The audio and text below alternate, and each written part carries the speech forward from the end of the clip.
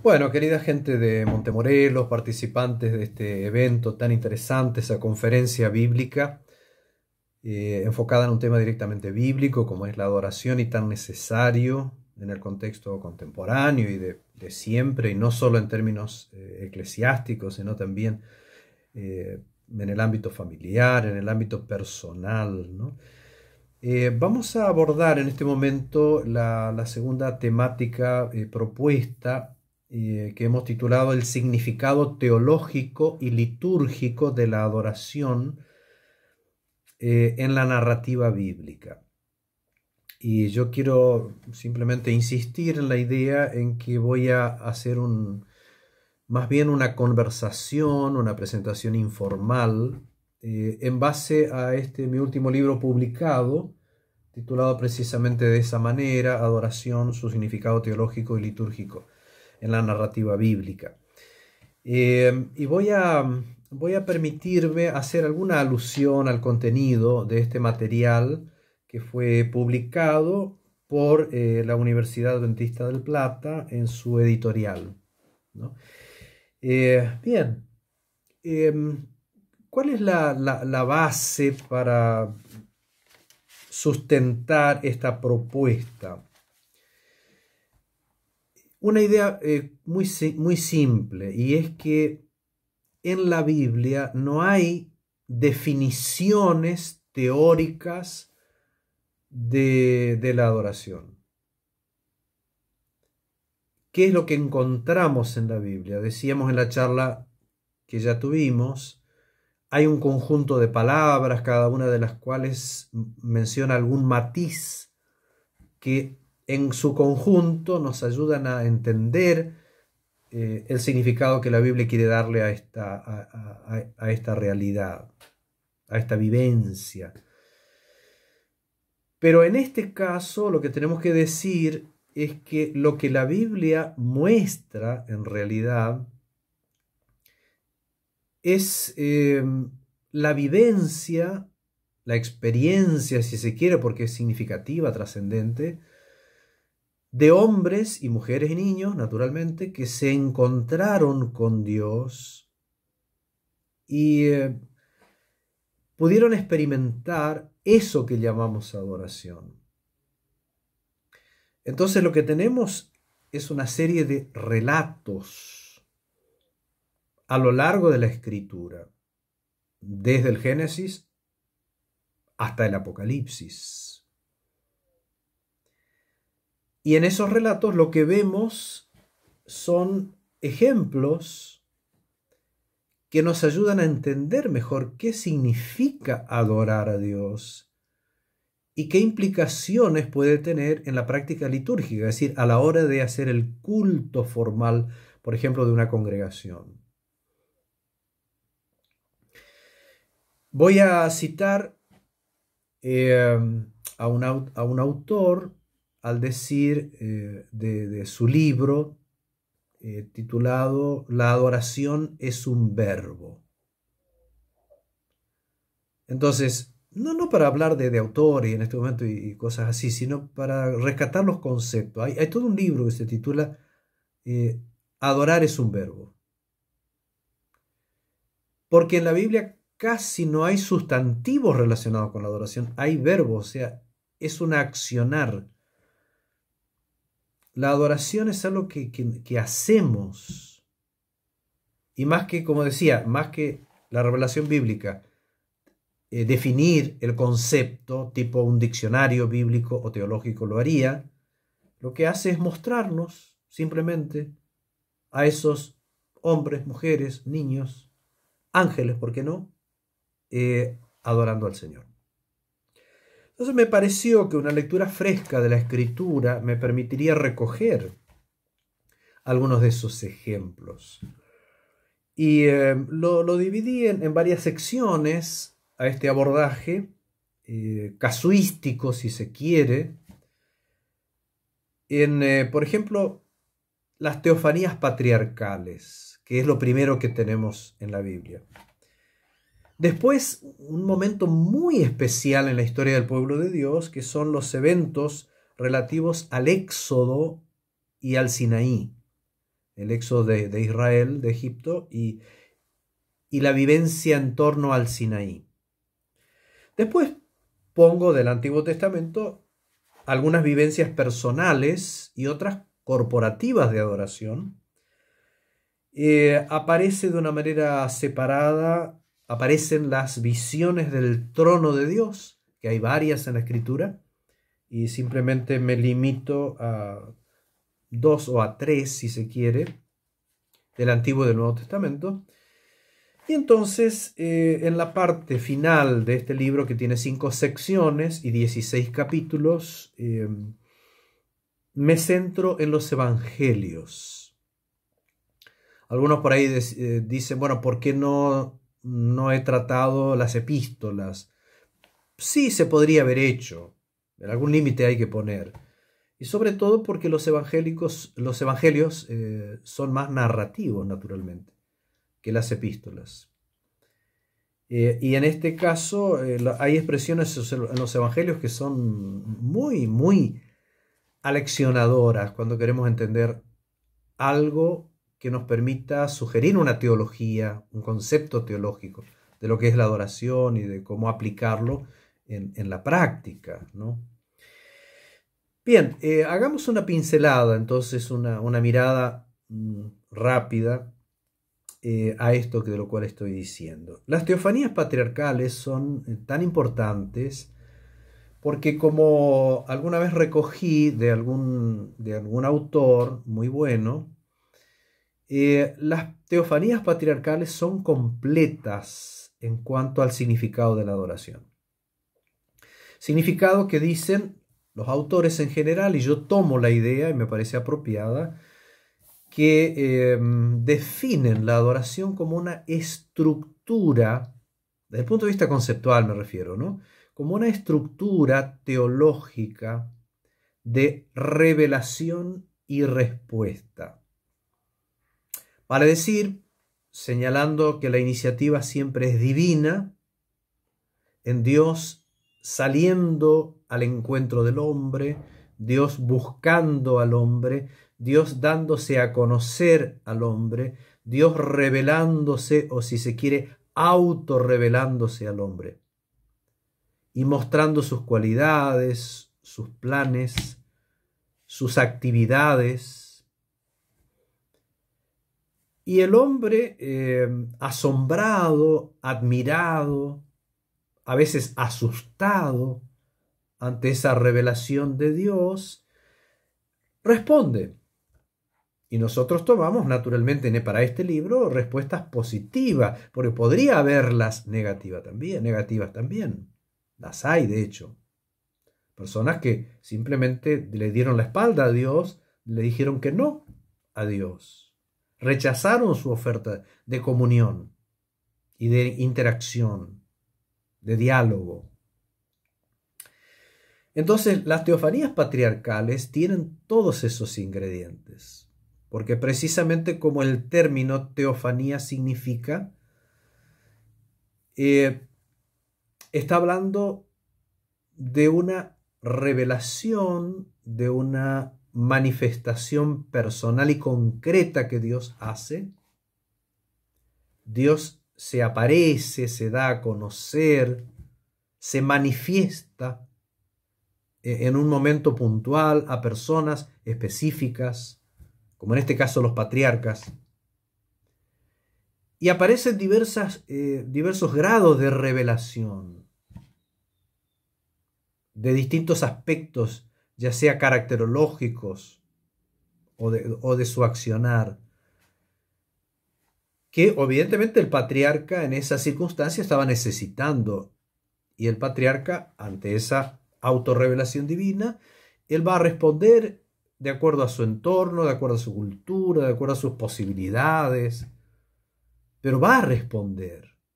Y eso enseña mucho, y enseña muchas cosas que son perfectamente útiles y aplicables a nosotros hoy, a pesar de los siglos y de los milenios transcurridos entre la época patriarcal. Voy a permitirme solo un ejemplo, que es el ejemplo de Abraham en el monte Moria. Abraham fue a ese lugar producto de una revelación. Ahí está ya la revelación. Toma a tu hijo y llévalo y ofrécelo. Pero también fue hasta el monte Moria porque había un pedido de Dios. Él aceptó la revelación y accedió al pedido. Y por eso estaba en el monte Moria. Solo que antes de ascender al monte dejó a los siervos que los habían acompañado, a él y a Isaac, diciéndoles: nosotros iremos hasta allá, adoraremos y volveremos a vosotros. Quiere decir que el ir y el volver son simplemente viajes de ida y de vuelta. Pero lo que habría de ocurrir en el monte Moria, en la cima del monte Moria, fue descrito por el Génesis, y hago referencia a Génesis 22:5, como un acto de adoración. Ahí es la primera vez que encontramos el concepto de adoración en un sentido cúltico.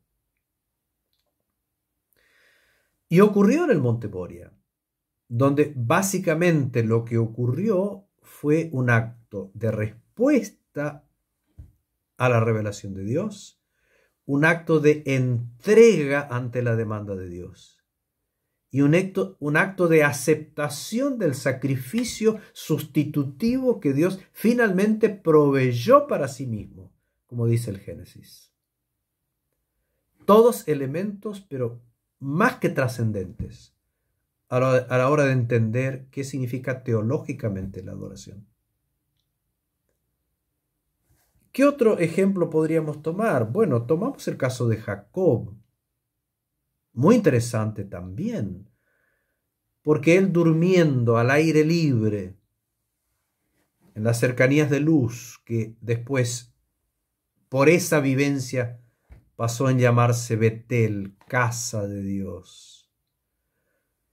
Allí ocurrió todo eso: la manifestación de Dios a través de un sueño, la revelación del plan salvador de Dios a través de la escalera que unía al hombre con Dios, y la respuesta de Jacob, no solo del asombro y del considerar que ese lugar natural, al aire libre,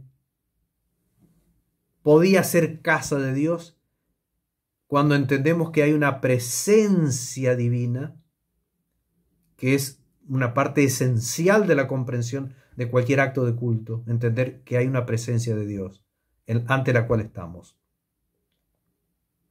Sino que él se atrevió a comprometerse con Dios.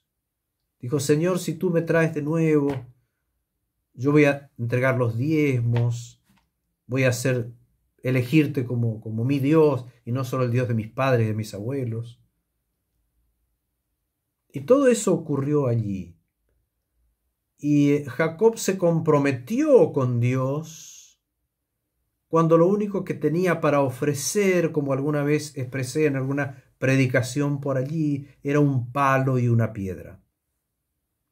Él adoró con un palo y una piedra, porque hizo de esa piedra su cabecera, pero también la transformó en un altar. Y él se fue apoyado en un palo rumbo a lo que seguía en su vida, es decir, sin nada, pero con un encuentro con Dios que para él fue significativo. Entonces, es por decir algo, las teofanías patriarcales son extraordinariamente ricas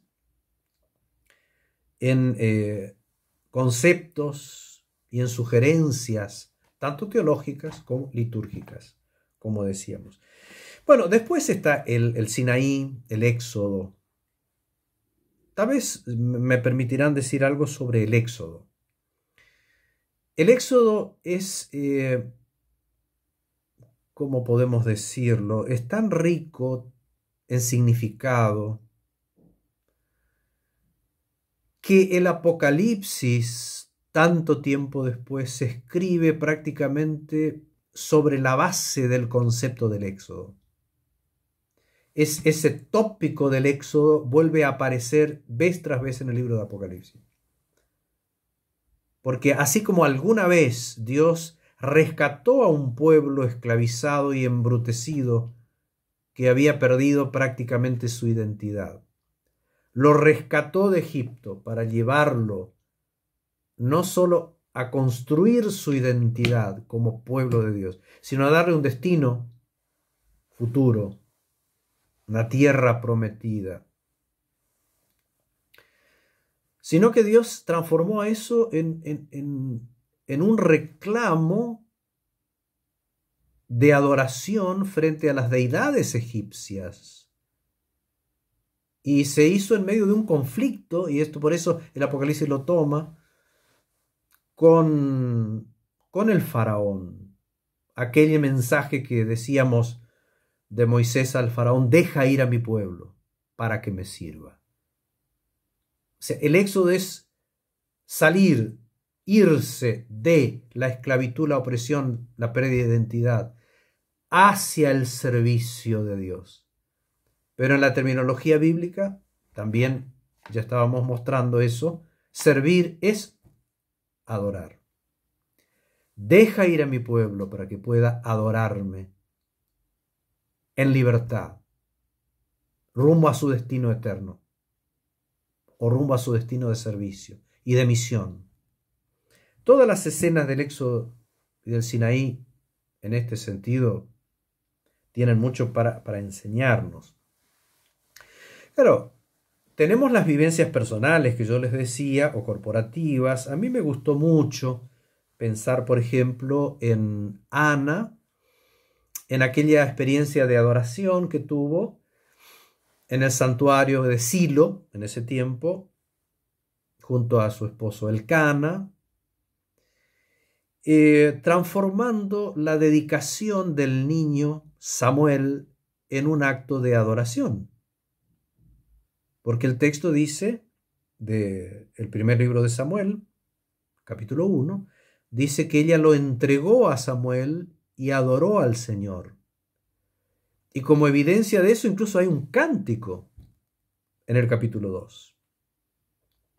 Un cántico que está lleno de teología, lleno de demostración de los atributos de Dios, por ejemplo, y de las acciones de Dios, pero también es ilustrativo de la manera como los creyentes pueden alabar el nombre de Dios. Muy ilustrativo. Un movimiento en la narrativa que empieza con una preocupación convertida en oración, sigue con una disposición de entrega y de promesa, y culmina con un acto de adoración. Oración, entrega, adoración. Pasos que sigue la narrativa del primer libro de Samuel, en la experiencia de Ana, al transformar a Samuel, el objeto de su ruego, en una ofrenda viva a Dios para el servicio del santuario. Bien, está la experiencia de David, está la experiencia de tiempos de Nehemías, muy, muy interesante cómo los buenos reyes de Israel o los buenos gobernantes de Israel, como lo fueron en el momento Nehemías, por ejemplo, siempre entendieron que cualquier reforma, cualquier cambio en la situación espiritual, por lo menos, del pueblo de Israel, pasaba por una renovación del culto y de la adoración. Si eso no ocurría, probablemente nada habría de ocurrir. Y siempre iban de la mano las reformas con experiencias de culto, celebraciones festivas, experiencias de adoración. Voy a decir una palabrita ahora sobre las visiones del trono de Dios. La más importante, tal vez por ser la primigenia en cuanto a esta simbología del trono, aparecen en Isaías capítulo 6, versículos 1 al 8, En el año en que murió el rey Usías vi yo al Señor sentado en un trono alto y sublime. Y ahí aparece un Isaías quien ya era un profeta, pero quien estaba desanimado por la situación del pueblo, confrontado con una nueva vocación al ministerio profético, pero que ocurrió solo después de esa visión del trono de Dios, que lo invitó a una experiencia de adoración y a participar de la adoración celestial, porque él escuchó a los serafines cantar, Santo, Santo, Santo, el Señor de los ejércitos, toda la tierra está llena de su gloria. Entonces, la visión del trono de Dios tiene tantos elementos, pero básicamente tiene los elementos de la revelación de Dios, claramente, una visión o una teofanía, si queremos. Tiene además de eso el reconocimiento de la indignidad humana para poder alabar al Señor con labios impuros, como decía Isaías. Tiene el acto de la gracia en la purificación de Isaías, de sus labios que representan toda su expresión oral y su vida misma. Y tiene el llamado al servicio, el llamado, la vocación al servicio. Todos elementos que debieran ser parte de cualquier liturgia. De hecho, los teóricos del tema de la adoración y del culto dicen Isaías 6 es un modelo litúrgico.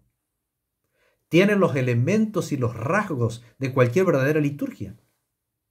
Y de hecho así lo han tomado muchas iglesias, que siguen prácticamente el modelo de Isaías, transformado en actos de culto concretos, sea canto, oración, predicación, testimonio, etc.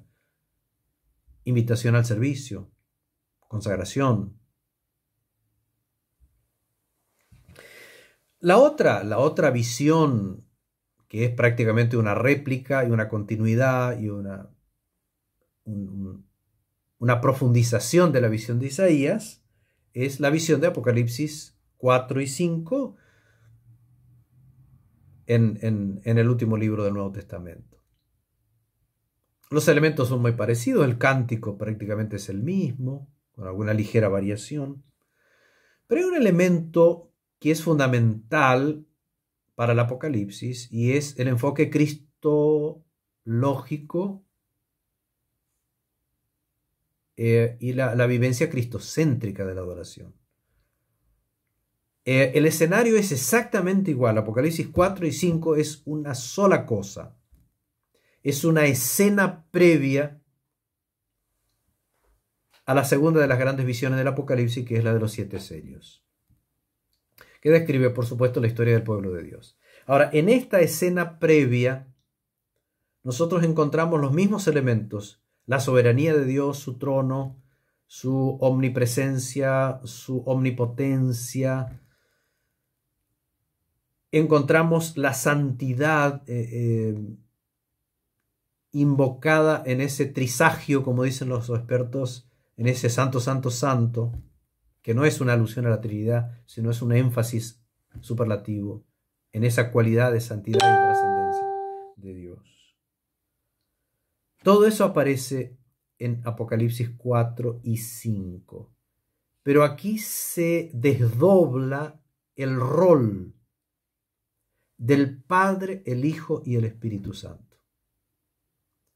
Porque la visión del capítulo 4 de Apocalipsis es básicamente una visión centrada en el Padre, que si vamos al contexto del Apocalipsis hasta acá, del 1 al 4, está acompañado por la obra iluminadora del Espíritu Santo. Y aparece Dios en su rol de creador y sustentador del mundo y del universo. Y por lo tanto la adoración, digno de la adoración de todos. Hombres, los 24 ancianos, ángeles y el universo todo. Porque Dios es creador, sustentador, providente. Pero la visión continúa en el capítulo 5, donde aparece la figura del Cordero, invocado 28 veces, 29 veces en el libro de Apocalipsis. Un Cordero sacrificado De modo que se agrega a la idea del Dios creador y sustentador la idea de el Mesías redentor. Y son los grandes temas, son las grandes razones para la adoración bíblica. Pero también aparece la manera como los seres, sean los 24 ancianos, sean los serafines, o sea el universo todo, y los ángeles en ese inmenso coro, ilustran la manera como Dios debe ser adorado. Una adoración totalmente teocéntrica, totalmente cristocéntrica, totalmente entusiasta, participativa, integral y permanente. Todas cosas que podemos aprender. Y bueno, como debo mantenerme dentro del tiempo de los 30 minutos, así evito que el video se corte, yo quiero hacer una alusión al Nuevo Testamento. Esos cánticos de la Navidad de Lucas capítulo 1 y 2 son extraordinarios porque presentan de qué manera el Señor recibió el homenaje angelical y humano desde su mismo nacimiento, no solo dando testimonio de su divinidad, sino mostrando la manera como eso puede ser hecho y las razones por las cuales podemos adorar a Dios por el Cristo hecho hombre y venido a nosotros para cerrar la brecha que el pecado había abierto entre los seres humanos y Dios. Son extraordinarios los cánticos, los 4 cánticos de Lucas capítulo 1 y capítulo 2. Y tal vez puedo cerrar, con un episodio de los muchos que he elegido acá, o de los 3 que siguen que he elegido, que es ese incidente de Jesús con el ciego de nacimiento de de Juan capítulo 9, a quien Jesús envió al estanque del enviado para que se lavara los ojos. Luego de que él vio, regresó. Jesús le hizo una pregunta: ¿crees en el Hijo del Hombre? Él dijo: Señor, ¿cómo voy a creer si no sé quién es? Y él le dijo: yo soy. Y el hombre se arrodilló y adoró. Ilustra eso como la adoración es el resultado de el accionar de Cristo. Pero ilustra también en la necesidad de entender que antes de poder adorar, que es lo último de ese proceso triple, primero tenemos que saber quién es, decir, a quién estamos adorando.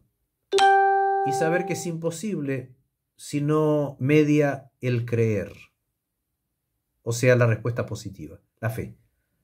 Acá está el conocimiento primero de quién es el Señor, seguido por una actitud de fe que culmina en un acto de adoración.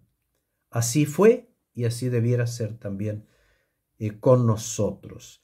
Yo quisiera agradecer una vez más la invitación de Juan José Andrade, la Universidad de Montemorelos, para tener estas muy brevísimas reflexiones. Ojalá podamos seguir estudiando siempre este tema, porque podemos prepararnos para poder practicarlo también en la eternidad con el Señor y con sus ángeles. Un abrazo y que Dios pueda bendecirnos muy ricamente.